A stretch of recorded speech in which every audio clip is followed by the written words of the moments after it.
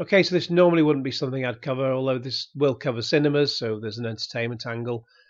But after the way the last year or so has gone, with many of us losing relatives to COVID-19, myself included, we want to try and get back to life as normal as possible. Everything was shut down in late March 2020. Bars and other places were open for a handful of months in the summer. But then around the end of October, we went into lockdown again, and Manchester hasn't been out of it since. Okay, so I understand it's going to be announced by Boris Johnson tomorrow. It won't quite be a vaccine passport as such, but as BBC News shows, yes, I know the words BBC and news don't really go together. They say it might be a COVID certificate, as it'll show whether you've had the vaccine, a recent negative test in the last 6 months, or somehow natural immunity. However, COVID certificate doesn't quite roll off the tongue, does it? So the first test will be a comedy event in Liverpool later this month, then the Snooker World Championship in Sheffield, and then the FA Cup in London in May.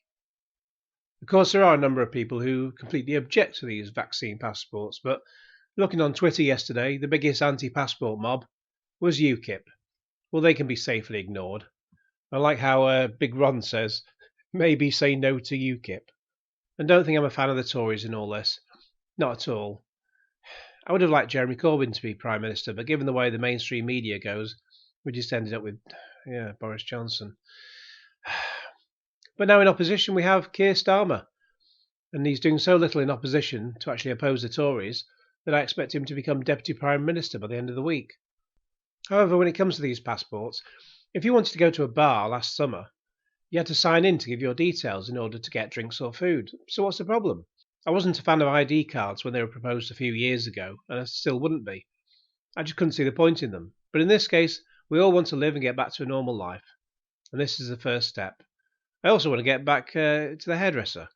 Maybe I'll go on camera again when I've had a haircut.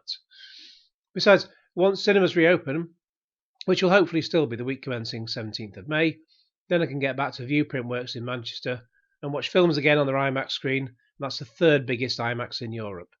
Anyway, let me know all your thoughts in the comments below. Please like this video, share it with your friends, and subscribe if you haven't already. Click on the little bell for all the notifications, and cue Genesis.